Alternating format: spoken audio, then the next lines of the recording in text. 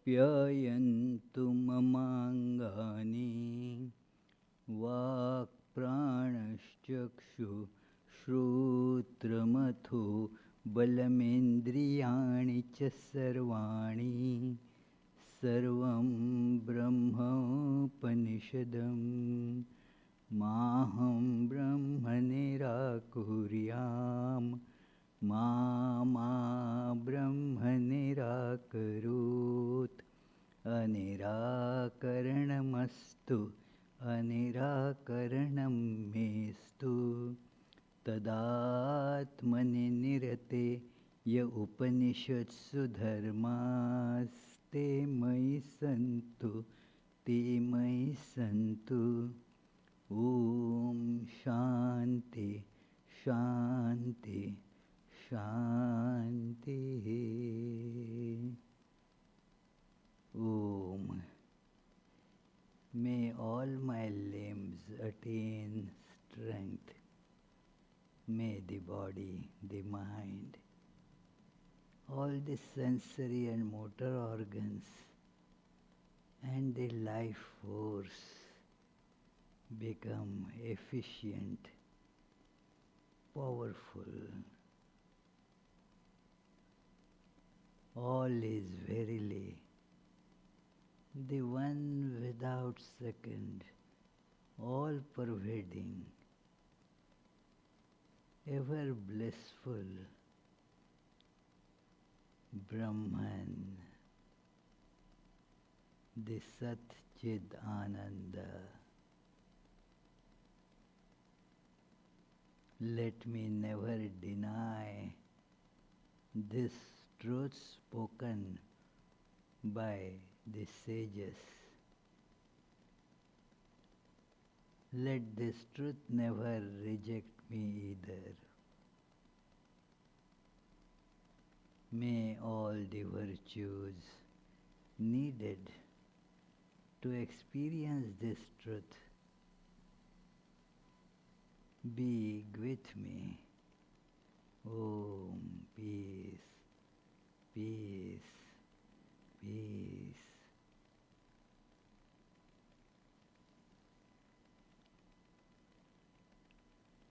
Let us try to feel the all-pervading oneness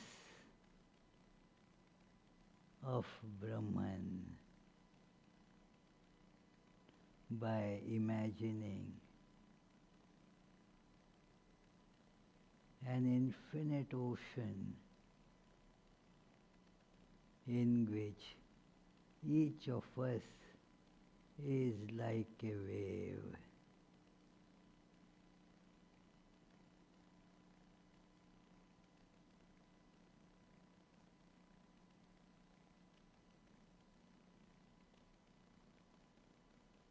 I am a wave.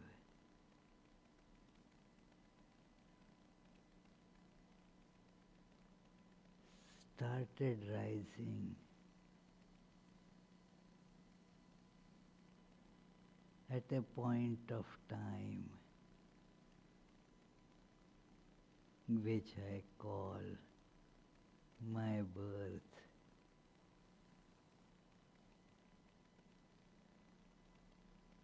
It is growing. How long has it been growing? I call it my age.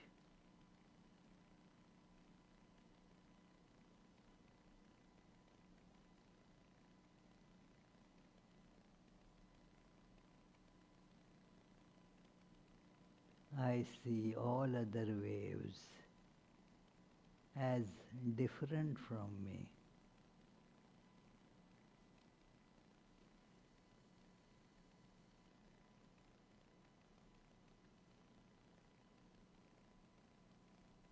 I interact with them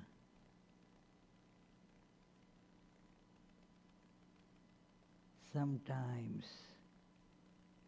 on a friendly, loving footing. I become parents of some wave. I become child of another wave. Some waves are my siblings, some are my friends and acquaintances, and some I hate. They are my enemy waves.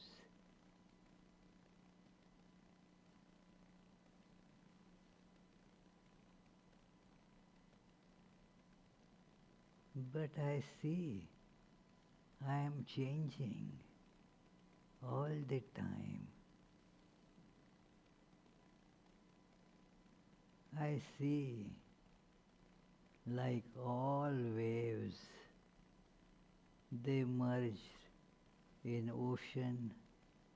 I too will be merging in the ocean.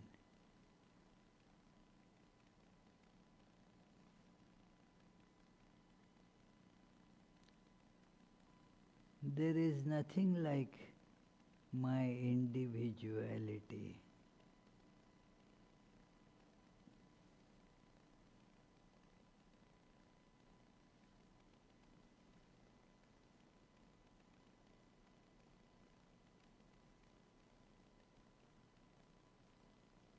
There is nothing like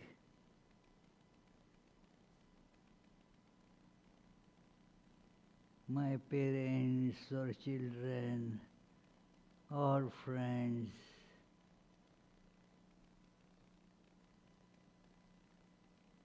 I see. In truth, we are all same, changing, ephemeral appearances of the eternal, all pervading, one without a second, ocean. Om, peace, peace, peace.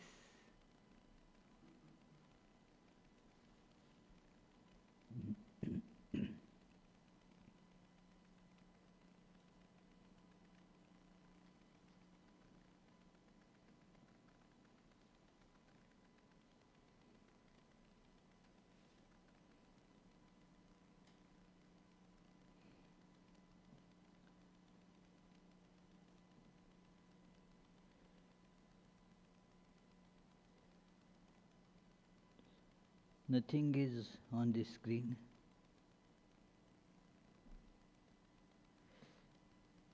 Technology, some buttons are to be pressed. Hey, here it goes. Okay.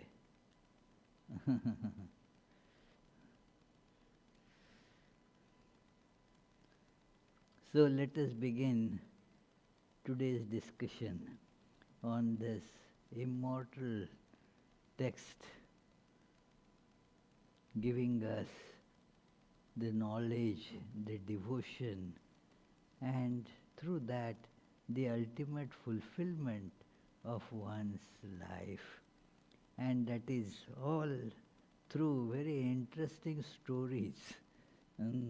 So let us begin with our opening chant. Chant as loudly as you can. Janmadhyasya yatonvayaditarata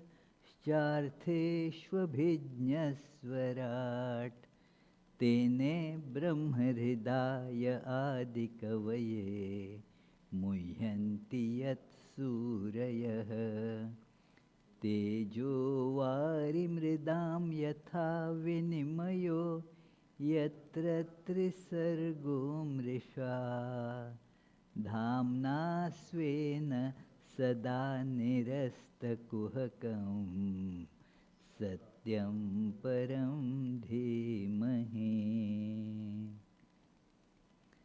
That from whom creation, sustenance and dissolution of the universe take place, who is both the instrumental and material cause of it, who is omniscient, is the only one having self-mastery, being the one independent entity, who illumined the mind of Brahma with the Vedic vision, whose wisdom is the wonder of even the greatest sages, in whom the world of the three gunas subsists just as the combination of materials like fire, water and earth subsist in their causes without changing their elemental nature, in whose consciousness there is nothing false. On that truth supreme we meditate. So this is the nature of the truth. It does not change.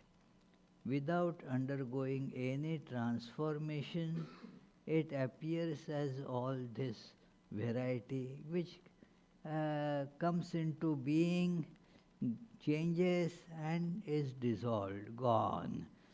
That is why it is said, here today, gone tomorrow. It is why? Because this is the nature of the change. Change means it comes into being, so to say, appears to have come into being, then keeps on changing, and at one point the appearance is no longer seen, we call it death. So, it is, while this is happening, nothing actually has happened. It is like seeing a movie on the screen. The things change in the movie. We get caught up in the story. We move along with these characters. But all that is only being shown on the screen. While we are seeing that, we see that the screen alone is real. It is, you feel that, oh, this is a very nice person here, let me give that person a hug. What will you be hugging, Fred? That person is not there, only screen is there. You will be hugging a screen. Because in reality, that is the screen. So, that screen, without any change, appears as all this. So, this is a very important principle in Vedanta, that the truth undergoes absolutely no change whatever. Without undergoing any change, it appears like this. So, the idea is the God, the reality, the truth is intact. We are all that. In our true nature, like the example that if you go to hug a person on the screen, what is their screen? So that person is actually screen. So each of us are just pictures like that, 3D pictures. We are all actually the screen, the God, nothing else. We are God in, out, everywhere. We are divine. And as you can read here, the statement of Swami Vivekananda, religion is the manifestation of the divinity already in man. That divinity is not to be imported. It is not to be ordered at Amazon.com. It is just already there. We are divine. And one has to have a faith in this, a faith in the truth that I am divine. And the goal of life is to manifest this divinity. Unless we manifest, it is not of any use to us. Just the information sitting idle in the brain, and it will not help. That we have to realize, experience this truth. That is the manifestation. It is like if you have, say, $100 bill in your pocket. Now when you go to buy something, before you go to buy, it is just a paper, isn't it? Before, it is a paper. When you go buy, what happens? It gets expressed. You put it out. It is then taken away. And then you get the use of it. You can use that $100 only when you manifest it. So without manifesting our divine nature, in spite of being divine, we feel sad, we suffer, we feel heartbroken, we have so many desires. Desires are what desires are. One can easily see desires are signs of imperfection. It is only the imperfect can have desires. Perfect cannot have desire. It is, if I want something, desire is that I want something, means I don't have it. I feel that I am imperfect without it, and so I go to get it. So that is how we can see that all these desires and such things, they get completely fulfilled when the divinity is manifested. So that is why the divinity has to be manifested. And these stories tell us how this truth is to be appreciated. And then one has to do what is called spiritual practice. What it means is making efforts to change our priorities, our lifestyle, bringing in the truth so that it manifests in our activities. So it is, that process gets called as yoga. So it is, we were seeing this very interesting story started with the question of King Parikshit, who is being narrated this great story, Bhagavatam, by another great sage, Shuka. So Shuka is telling this story, and Parikshita is finding certain things incorrigible, and so asks the question that how it is, that story that was told earlier, the story of Vritra, that Vritra was from a demon. His nature was demonical, should have been, but he has such an alloyed, pure devotion for God. How could that happen? We saw that he had the understanding of God as his own true nature, the nature of everything, and as a result he was not perturbed at the possibility of being slain. So it is, so this question comes that for devotion one cannot have the nature like a demon. One has to have a saintly nature. One should be morally very upright and correct, should not be going out to torture people, murder people. That should not be, that should preclude devotion completely. So how these two things have come together here? And then the story ensues that look, there is a past. That past has so many things that are hidden in the subconscious, And so unless they come on the surface, we don't see that it exists. So all that is, if you see, some water when there is a lot of dirt in, but then the dirt settles down. And gradually, after a few hours, then you will see that the dirt has settled down as if it is just very clean water. But then stir it, and then all that dirt comes up. So, it is something like that. That it is that there are so many impressions in us. So, king was told by Shuka that that is how you have to see the past of this demon, Vritra, and then you will know that why these things are combined there.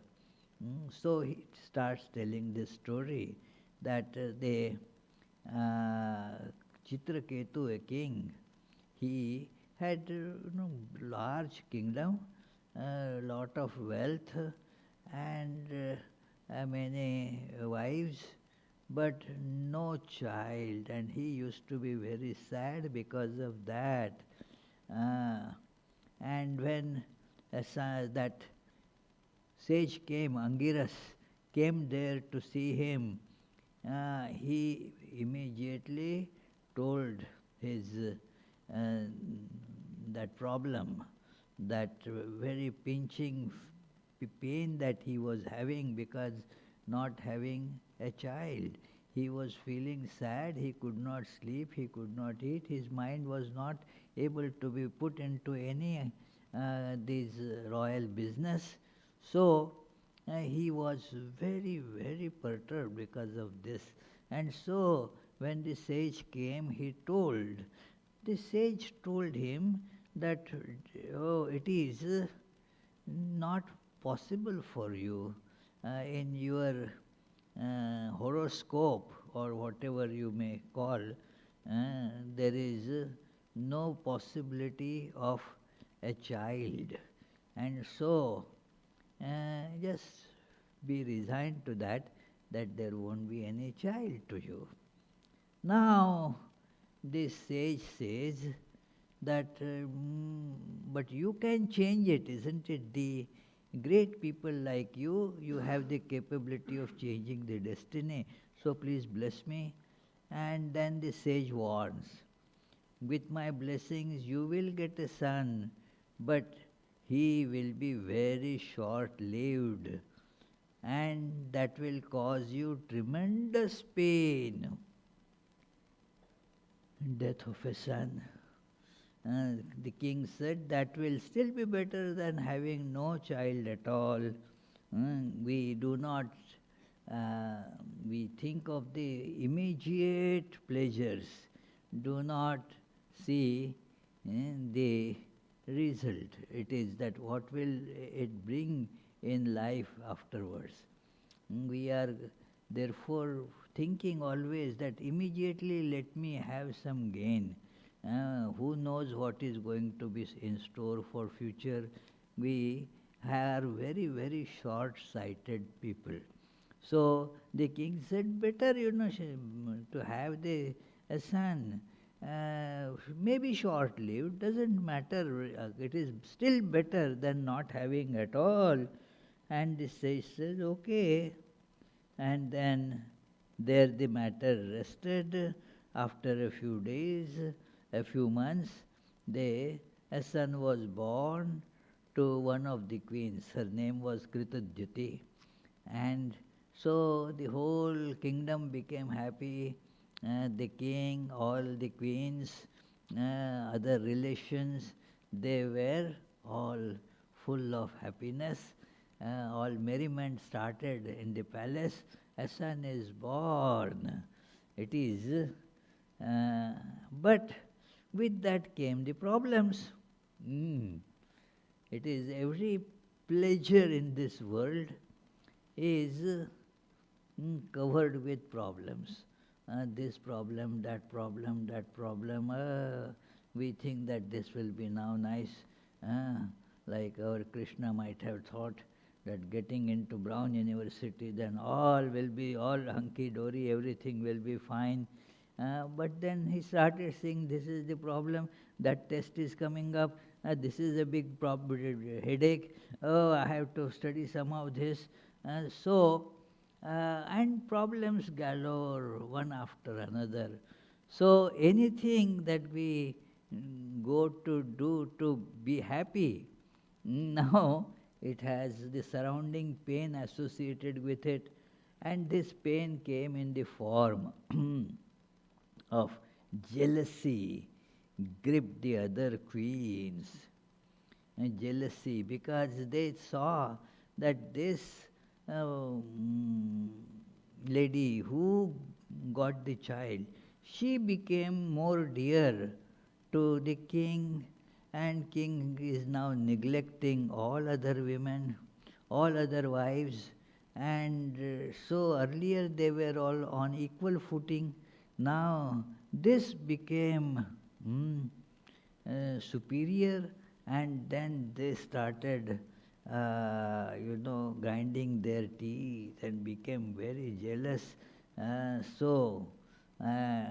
We have now become worthless in the eyes of the king, the relations, the ministers, even the servants. That feeling of being unwanted, feeling of being a rejection feeling in one's mind, it really brings lot of pain and dejection. Despondency takes over. I am not wanted by anybody. It is a feeling that creates lot of psychological problems. Many suicides happen with this idea. Nobody loves me, nobody likes me.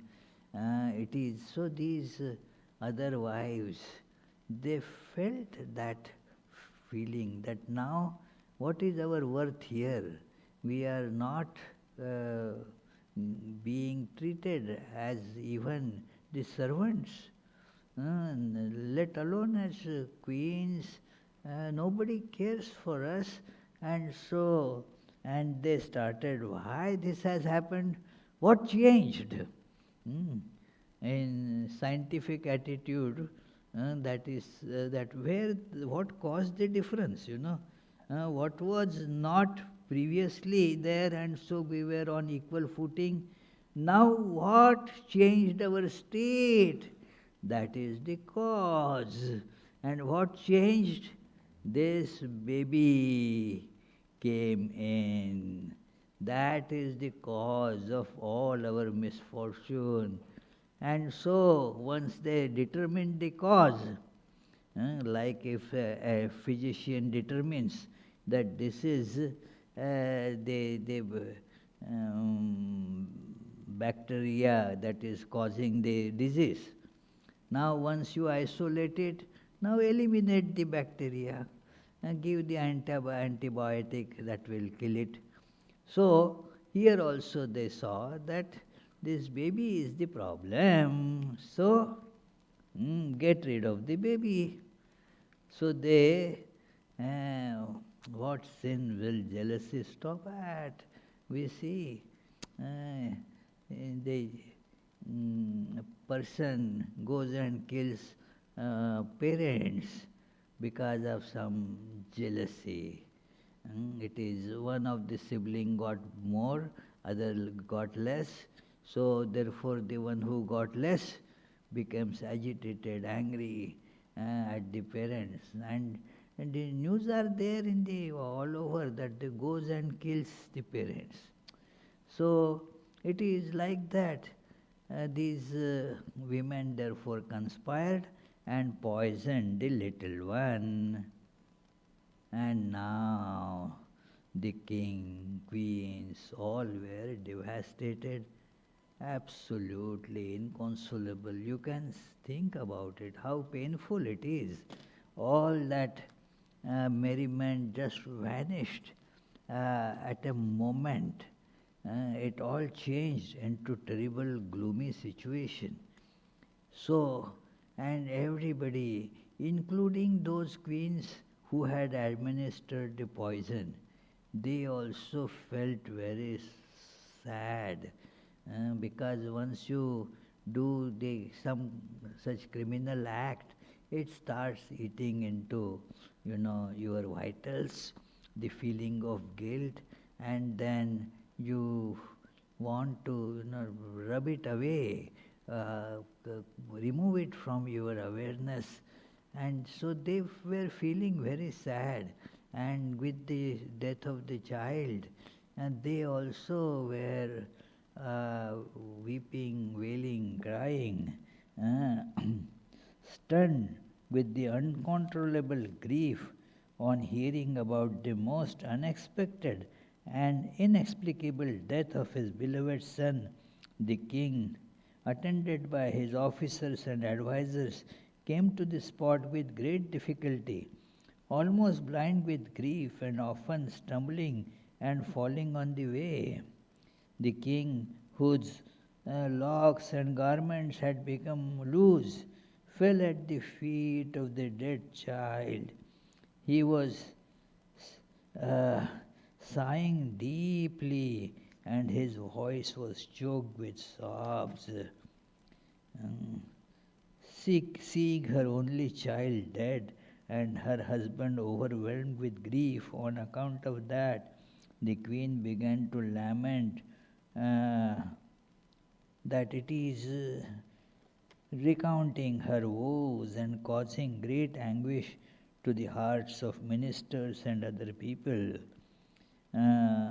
The torrential flow of tears, you can imagine, it is that how difficult is this blow, that the child is gone. When a person who is old and suffering finally says bye-bye, you understand it. It is but a baby, and that you never expected the baby to die before you. So it becomes very difficult to bear this misery. So it is, she started crying. It is, O Creator, you who function contrary to your own creative activity. God is now whom to blame? The God is the always ready to take the blame. All the anger can be vented on God, because whom to be to now hold responsible? God is the ultimate responsibility. God does everything. And so she started lamenting. The death of a very young person, while old individuals are left behind, is an instance to the point.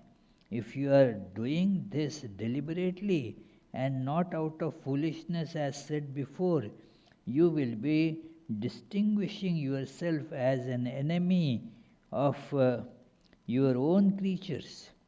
If it is said that in birth and in death there is no such rule based on the age of individuals, they being determined by the karma of the jivas, then you are cutting asunder the bond of affection which you have yourself generated for the multiplication of the species.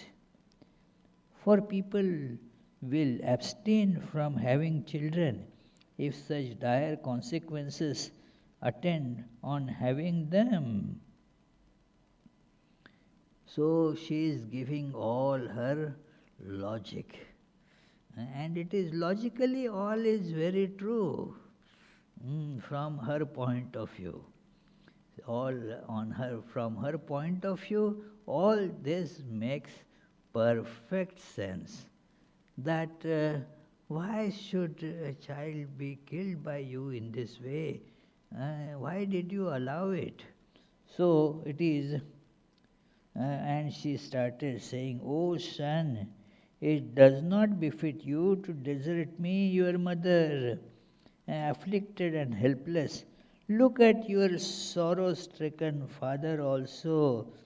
With your help, we could have easily got over the hell which issueless people cannot cross. Do not go far away with the merciless Yama. Oh, my dear child, get up. Other children are calling you to play. You have been sleeping too long and must be hungry now. So take feed. Have your feed at the breast and comfort us, your near and dear ones. So all this crying is going on. And as was going on, it is all imaginable. Both the parents, they were terribly inconsolable to see that their little one, their one object of tremendous attraction and love and satisfaction, is suddenly gone. So, while they were sorrowing like this, Shuka continues to tell the tale that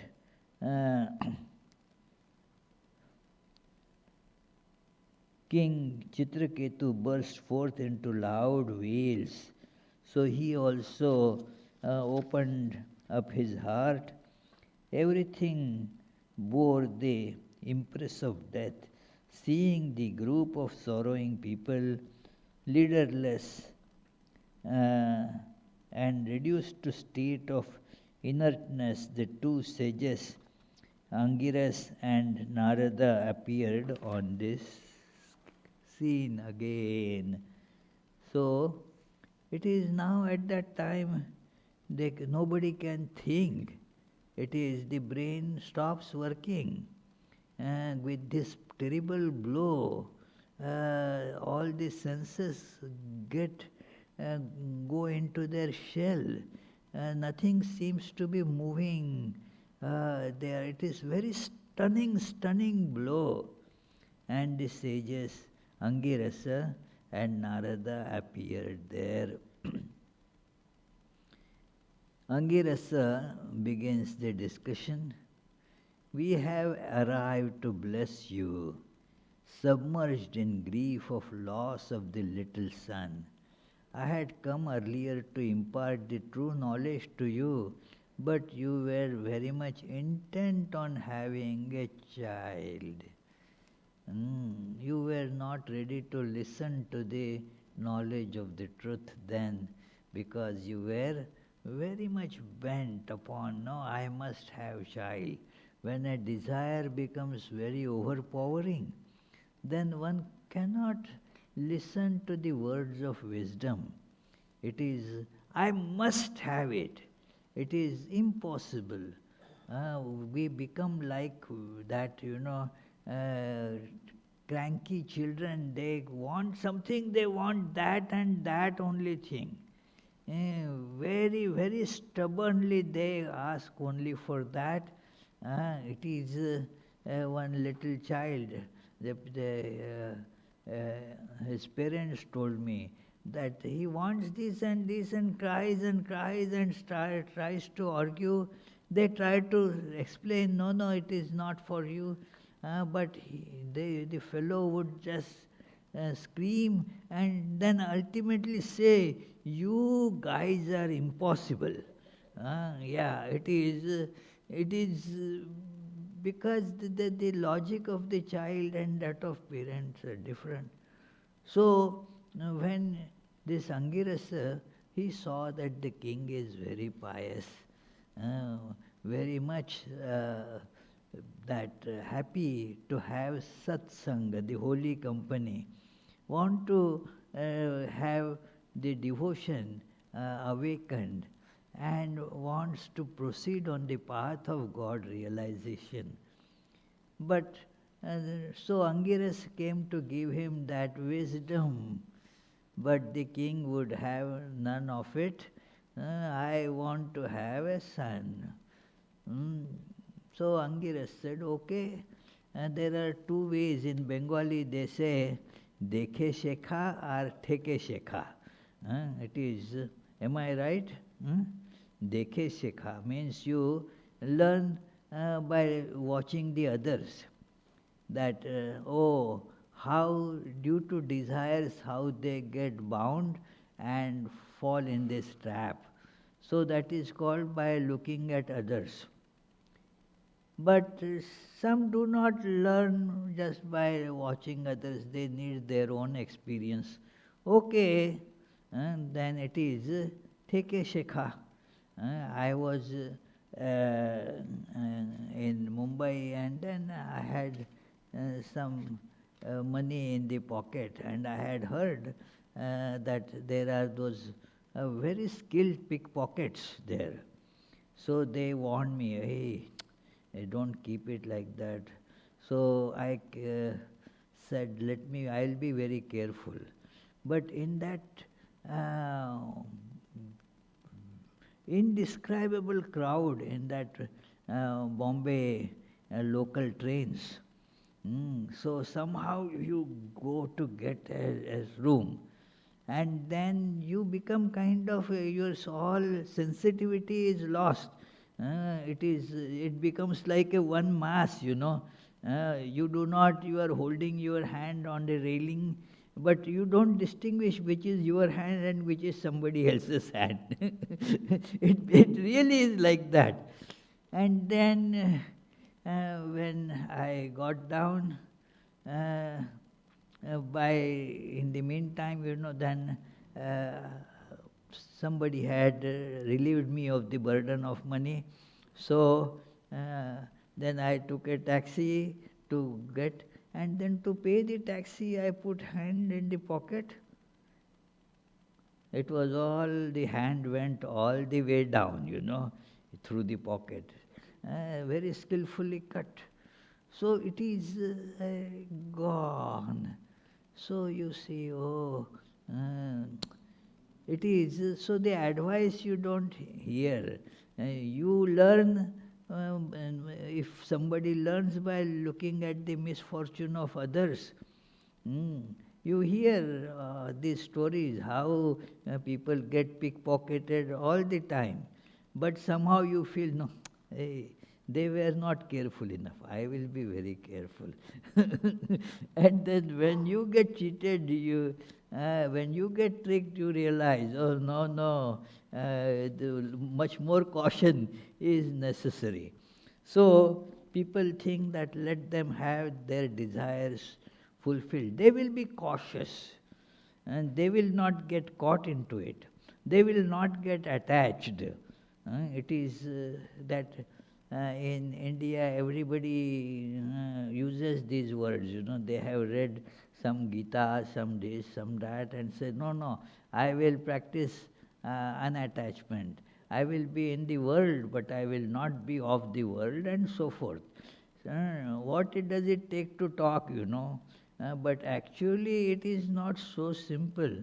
When the blow comes, then only one gets a taste of it. That is called Theke Shekha. Means you get a lesson for yourself.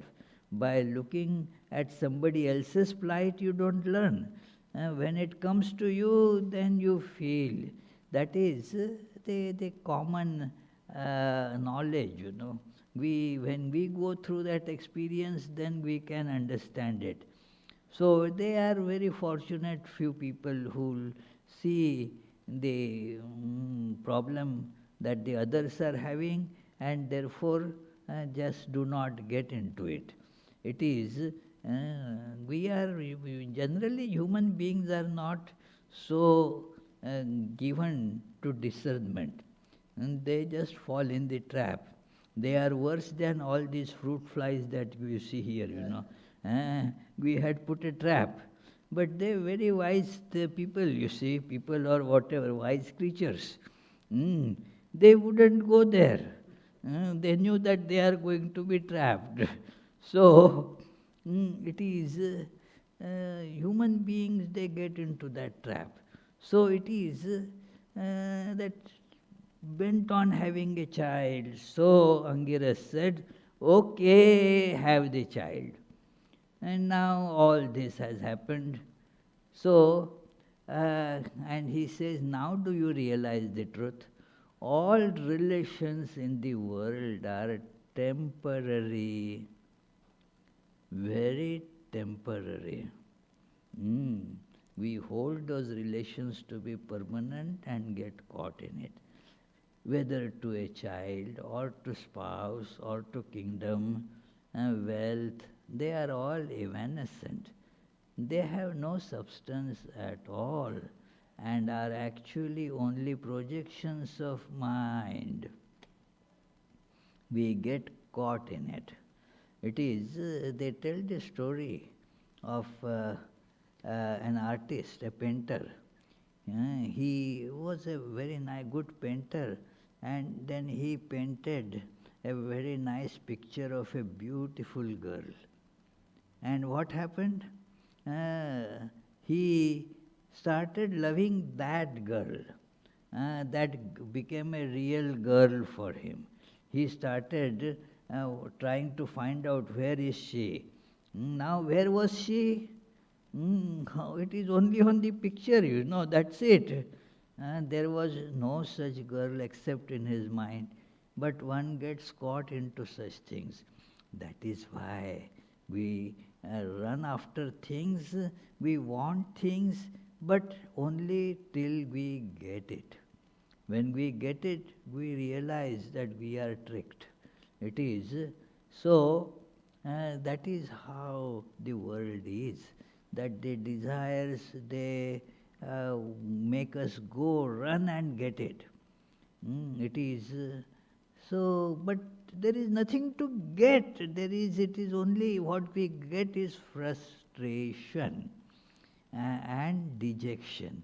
That is the nature of this world, because these are just forms generated by mind, like the forms that one generates in the dream. They are just imaginary things. As per our angle of vision, we start seeing things. I remember I had told that incident here also, that I went to one very devoted person's home, and as soon as I entered, he showed me a painting on the wall. That the painting was for my vision. It was just a nice landscape. Nothing very beautiful about it. There was the tree, a hut, a road, a mountain, like that. It was nice looking, but nothing very exceptionally good about it. But then that host said, oh, there is a very famous man's picture there. Sir, what famous man? I don't see any famous man there. I don't see any man. It is, and just to make it a little bit sound humorous, I said that man must be inside the hut that you have painted there. He said, look carefully.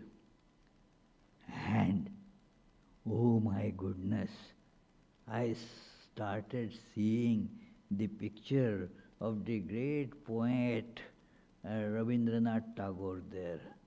Rabindranath Tagore's picture appeared. All the landscape vanished. It is only Rabindranath Tagore's picture that all other, the tree and the mountain and the hut, the street, everything got transformed. The street became the beard of Rabindranath. All these, it becomes so. And what happened? Did I touch that picture? No. The picture was the same picture hanging on the wall. My way of looking at it changed. And so, instead of that scene, I started seeing Rabindranath Tagore. So, that is how, this is just the change, that we are divine. It is true, we have to see that, and then we will be all fulfilled. There will be no desire left.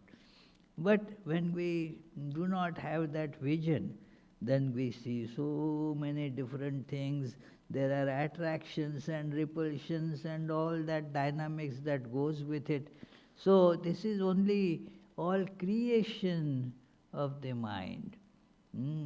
So we must remember this, that as this is the tale told in Mandukya Upanishad, that this is all, see in the dream, you see similar things. There is this dream analysis made by the commentator, verse commentator there, Gaudapada Acharya. And Gaudapada says that, look, in dream you have similar experience like this. No difference at all. It lasts only when till the dream is, and it is gone afterwards. It was not there. You immediately discard it as unreal, it is dream. You don't tell yourself that, oh, in the dream you just had a big dinner. You say, no, I didn't eat, now I have to go and eat breakfast. This is morning now. So it doesn't, the dream, it is not real. So things in the dream, they are not real in the waking state. And things in the waking state, are they real in dream? They are also not real in dream. So, these two states, both are actually imagination. None of them is real. So, this again, Narada then starts telling, this is a matter that one has to gradually learn by practice. For all of us, only understanding doesn't make any dent in our life or behavior. We have to put it in practice. It is, you cannot just read a book on swimming and expect to swim nicely. You will get drowned most probably. One has to learn, get trained, practice, and so forth. So, therefore, Narada now gives the practical wisdom. This was narrated by Angirasa. That he tells, therefore, meditate on the Atman, this self, the unchanging aspect. This is very important, friends, that unchanging aspect. We have the changing and the unchanging aspects to our personality. Do you see Charlie? There are the changing aspects. Like the body keeps on changing, the moods of the mind, they also keep on changing. Everything is changing, our relationships change. It is not the same. Sometimes we feel friendly, sometimes unfriendly. It is, therefore there are the marriages and there are divorces. Because all those families of those divorce lawyers also have to go on, so they have to make money too. So that also keeps on happening. It is, I was sightseeing in Tokyo long ago, and then in the tour bus, a Japanese lady, but with perfect English. She was describing to the tourists what it is, and then somebody asked, what is that happening there? That is a marriage ceremony going on, a wedding ceremony is going on there. Wedding ceremony, she said, then people became more curious that what is it that, oh, that is a particular special attire for the wedding purpose.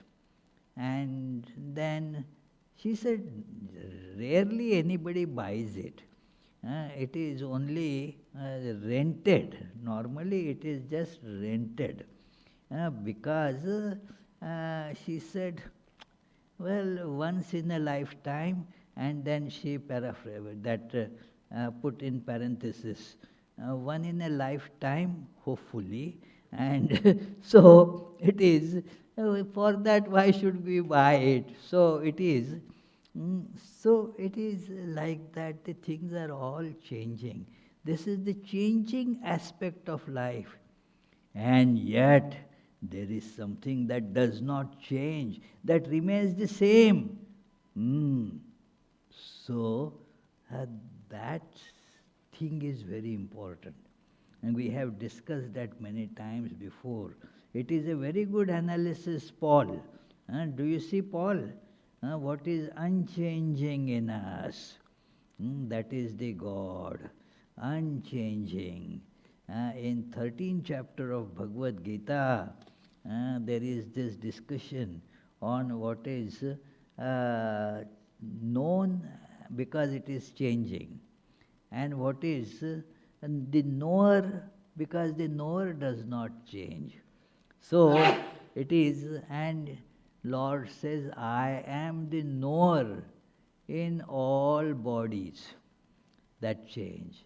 The bodies change, but the inner substance, the knower, does not undergo any change. So that is the Atman, our true nature. That is to be meditated upon. But we need some more tools to meditate. It is, everything needs certain tools. It is, we, even if we know what is to be done, we need the proper tools for it. So, meditation also requires proper tools. So, Narada says, receive this mantra from me. Mantra is useful for meditation. It is an important tool to have the proper mantra imparted by the proper authority, the one who has it. So it is that mantra is given. Now with that mantra, now the meditation becomes possible. Mantra and the technique, what to meditate on with that mantra, that also is told by Narada, that it is that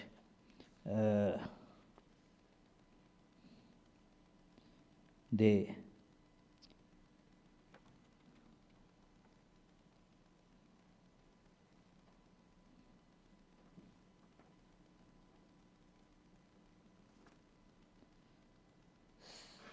so it is, Narada says here, that receive from me with one pointed mind the mantra that I shall impart to you. It brings about the highest good of man and gives the experience of the Lord Vishnu in the form of, the source of attraction. We get attracted to various objects. But what is the source of attraction? It is God. So meditate upon the God who is the source of attraction. That is called Sankarshana. And he says that with that mantra, Shiva got over all the ignorance and thus became established in truth. Ignorance is gone, all the effects of ignorance that also are gone. And then, but a common person still requires something more than that. So Narada, with his yogic power, showed the subtle body of the dead child. Although I have put a figure like thing there just to help the imagination. Subtle body does not look actually anything like that. It doesn't get looked at all. So, and then address the child. Oh Jiva, Don't you see your grieving parents and other people there? Assume your previous body and succeed to the throne. And now what will that Jiva say? The Jiva is there. But the Jiva replies, now it is a long reply. We shall stop here today and wait for the discussion on the reply for next Friday. What the Jiva is now going to tell.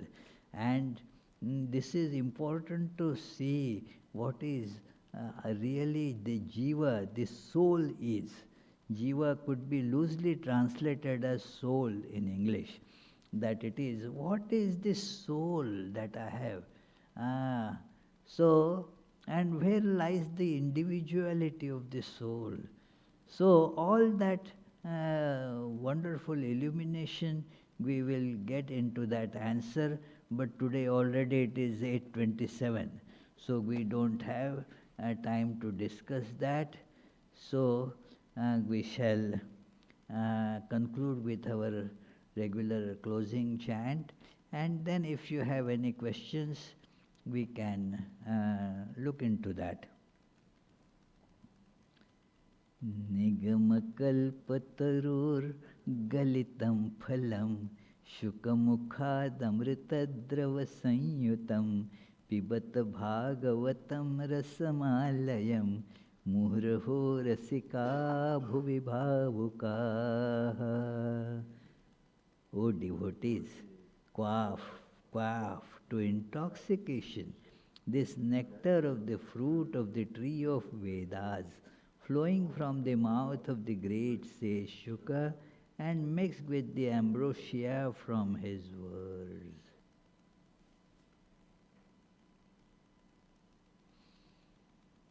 Any question?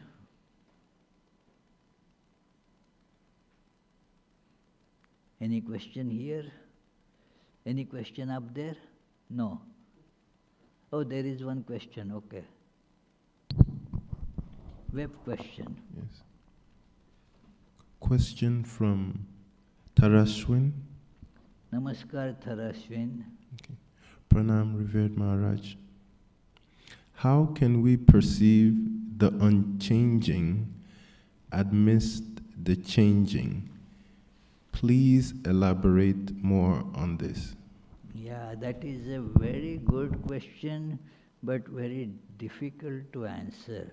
How in the midst of changing can we observe the unchanging?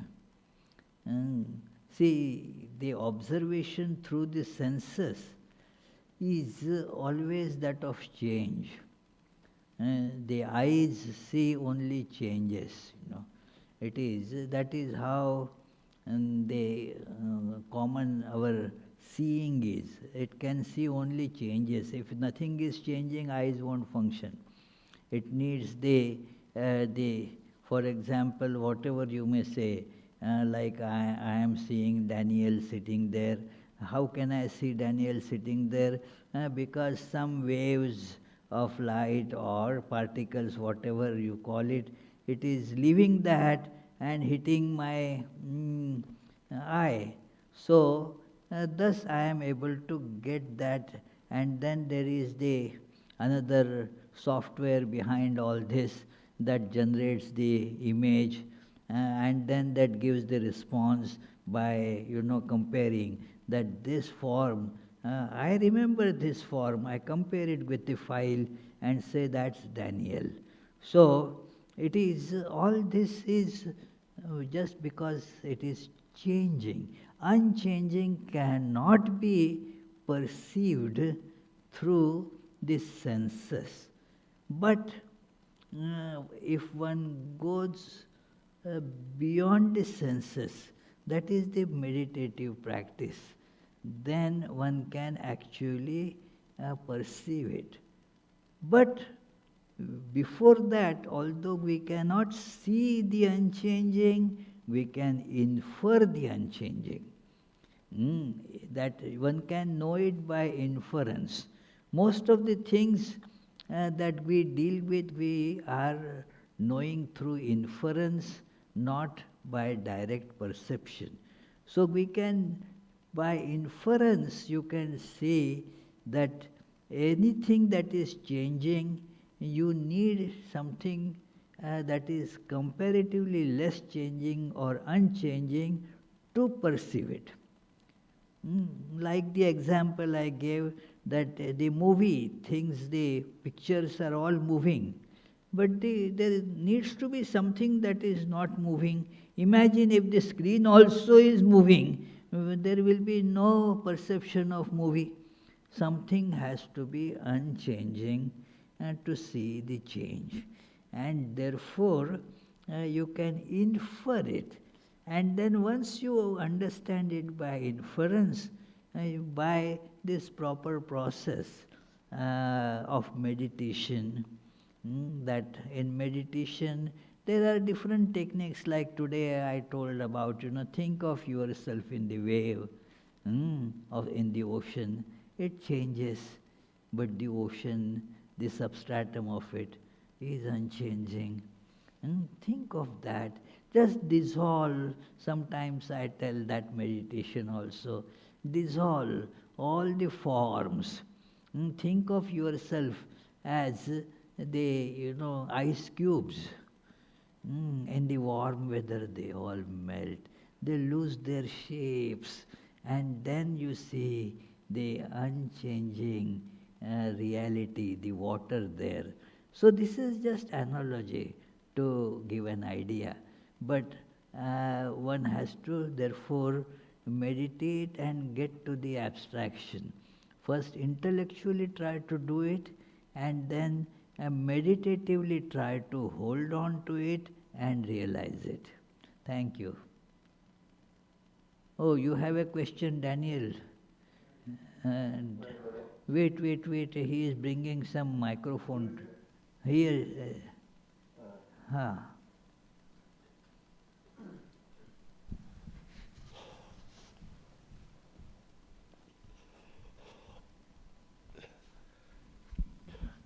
It's a simple question. I think, I don't know this word, Q-U-A-F-F, quaff. I've never heard it. That is an English word. You can Google and get the meaning. I can sort means of infer, but just keep on taking in. Take it in. Drink. Yeah, quaff. Keep on drinking the whatever it is to intoxication. This is this is Indian style, means British English. Many of those words are not used in American English. So quaff is one of those words. You are not the first one to ask me this question. That it is, what is quaff? To drink with enthusiasm. Drink with enthusiasm. Yeah, quaff, to intoxication. Yeah. Okay. That was a simple question. Thank you. There is a second question on the web. Huh? Oh, you got another one? Yes. Oh, okay. From G.P. Krishnamurti. GP? Krishnamurti. Oh, G.P. Krishnamurti. Okay, G.P. Krishnamurti, pranam. Yes. Shashtang Pranam Maharaj. What should be our response that is both true and comforting to someone who is mourning the loss of their loved one? It depends, that who is giving the consolation and what is the level of the one who is mourning. It cannot be just a blanket answer for everyone. One important point is we have to feel the pain and suffering of the person who is mourning. Then whatever the advice comes out, that will be useful. see, Sri Ramakrishna's advice to that Mani Malik is his son had died. And so he came completely, in that state, difficult to console. Everybody started telling things that normally are told. Oh, look at this, the world is all evanescent, everybody dies, don't worry, and so forth. But this man was still not feeling any peace. When Sri Ramakrishna heard this, he also initially, what he did, started crying like him. In fact, started crying more than Mani was crying. So it is as if he has that sympathy, He was not making a show. He actually could feel the pain of this sorrowful Mani. And because of that he was, and then he just started telling what is here. Only the sheath of the sword has fallen, and the other thing, the essential thing remains intact. So that is, but it cannot be told by anyone to anybody. Depends on what state of our connection is, in what terrible state that person is, and many things come into picture. So it is not just one quote that fits all. Thank you. Okay, let us conclude with the chant.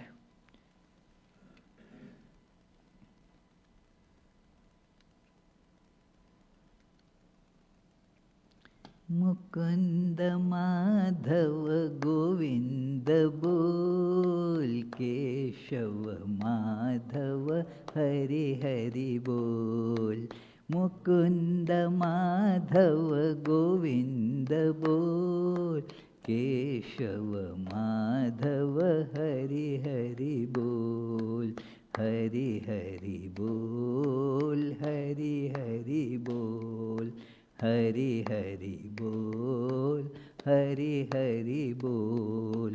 Krishna Krishna बोल, कृष्ण कृष्ण बोल, कृष्ण कृष्ण बोल, कृष्ण कृष्ण बोल। मुकुंद माधव गोविंद बोल, केशव माधव हरि हरि बोल। Just an announcement, tomorrow morning from 10 to noon there will be a workshop on a fourth wave of management by Swami Nikhileshwarananda, who has come from Rajkot in India. He is a wonderful speaker. I have known him and I have heard him on different platforms many times. And it is a very good fortune for the devotees associated with Providence that he has agreed to pay a visit here. So please try to come tomorrow. It begins at 10 sharp. Okay, thank you very much.